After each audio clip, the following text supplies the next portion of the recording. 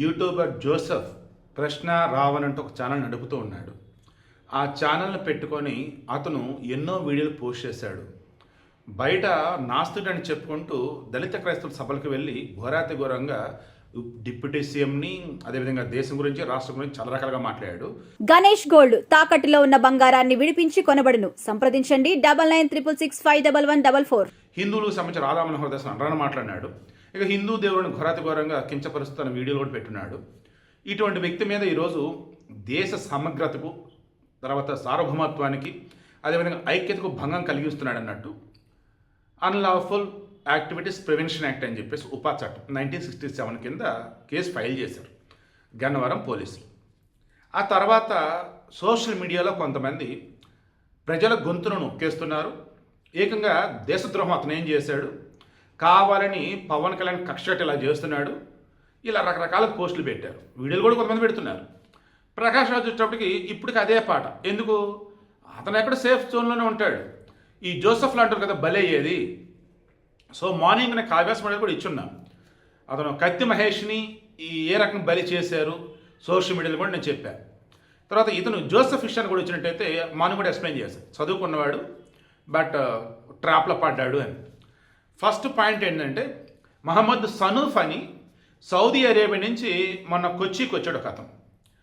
అతనిని అక్కడ పోలీసులు పట్టుకొని ఉపా చట్ట కింద అరెస్ట్ చేసి లోపలేశారు. కారణం, మన పెహల్గామ్ అటాక్లో రామచంద్ర అని చెప్పేసి ఒక అతను చంపేశారు. అక్కడ వాళ్ళ పాప, ఆయన కూతురు మామూలుగా ఫేస్బుక్లో ఏదో వీడియోలో ఏదో పెట్టింది. దాని కింద వీడు నీచంగా ఘోరాతి ఘోరం కామెంట్ చేశాడు. దాన్ని జాగ్రత్త స్క్రీన్ షాట్ తీసి మొత్తం ప్రాపర్ ఎవిడెన్స్తో కేసు పెట్టారు. ఏకంగా ఉపా చట్ట కింద కేసు పెట్టారు.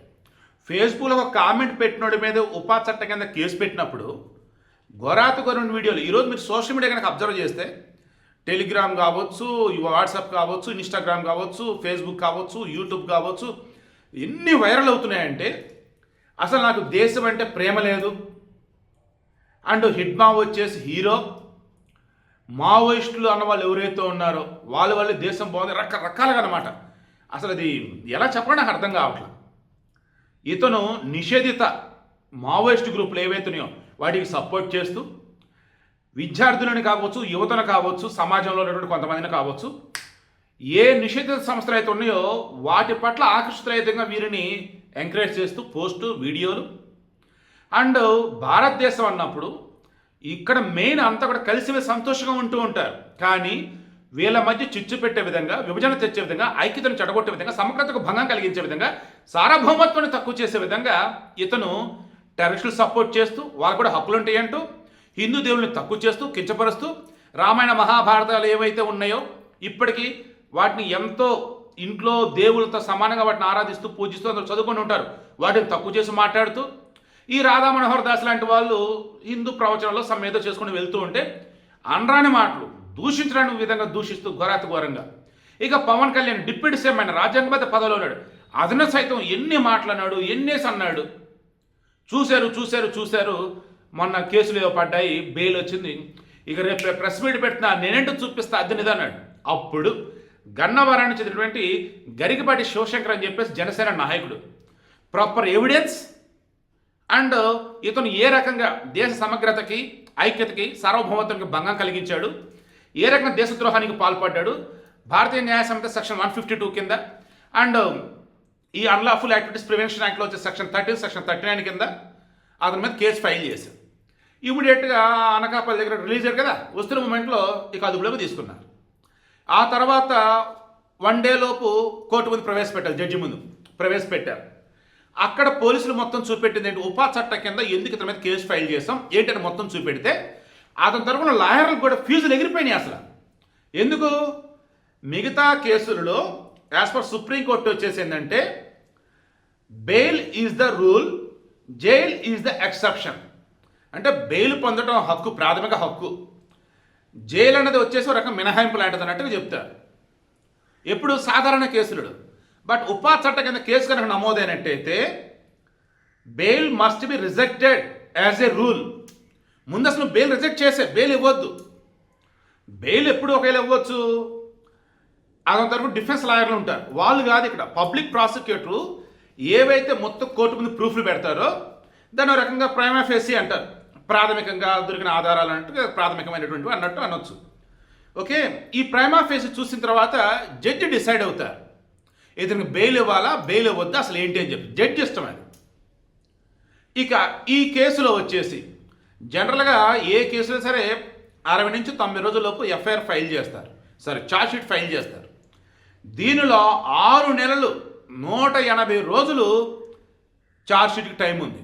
తర్వాత దీనిలో బెయిల్ ఎవరు మామూలుగా అండ్ క్షమించాలి మామూలు కేసులలో వచ్చేసి కోర్టు ముందు సబ్మిట్ చేయాలి 24 అవర్స్ లోపల.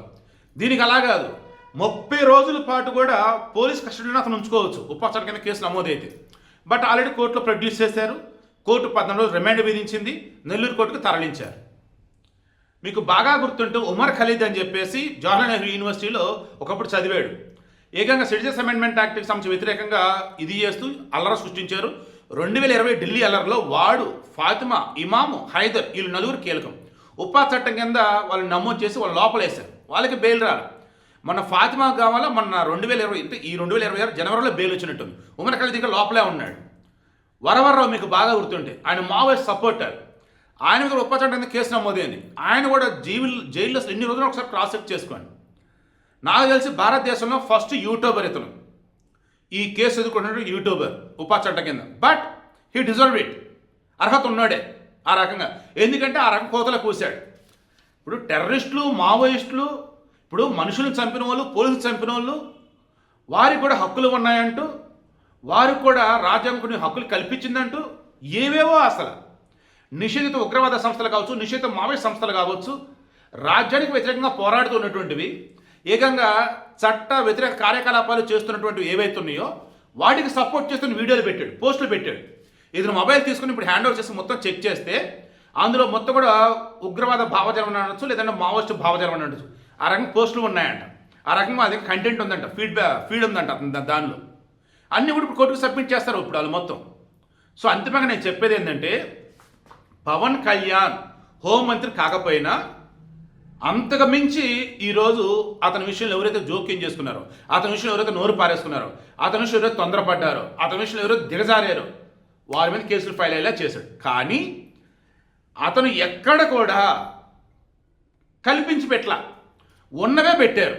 ఇక్కడ అత్యంత కీలకం. లేకపోతే మన 4 కేసుల్లో బెయిల్ వచ్చినట్టు ఏడు కూడా బెయిల్ వచ్చేది. కానీ అలా కాదు కదా.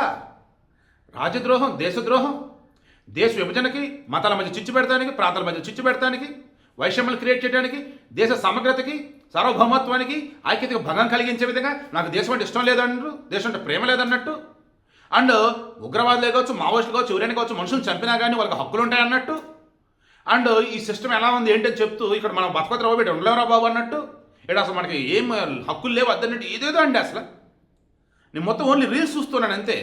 అండ్ ఈ కేసు మొత్తం ఇప్పుడు రిమాండ్ రిపోర్ట్ చూసా నాకు అర్థమైంది ఇక ఇప్పట్లో అతను బయటికి రాడు అని. ఇక పవన్ కళ్యాణ్ జోలికి కూడా రావాలంటే వణిగిపోతున్నారు. ఎందుకంటే ఎక్కడో చోట ఎవడో ఒకడు ఏదో పిచ్చుకోత కోస్తాడు, పోస్టులు పెడతాడు, వీడియోలు పెడతాడు, దొరుకుతారు. ఐఆమ్ షూర్ ప్రకాష్ రాజు మీద కూడా అన్లాఫుల్ యాక్టివిటీస్ ప్రివెన్షన్ యాక్ట్ పెట్టే రోజు త్వరలో రాబోతుంది. అరెస్ట్ చేసి లోపలేస్తారు. ఆ రోజు ఎంతో దూరం లేదు. ఇక ప్రజెంట్ వచ్చేసి ఈ ప్రశ్న జోసెఫ్ ఆర్ బచ్చలకూరి జోసెఫ్ అలేసి ప్రశ్న రావాలంటే చాలా నడుపుతున్నాడు కదా.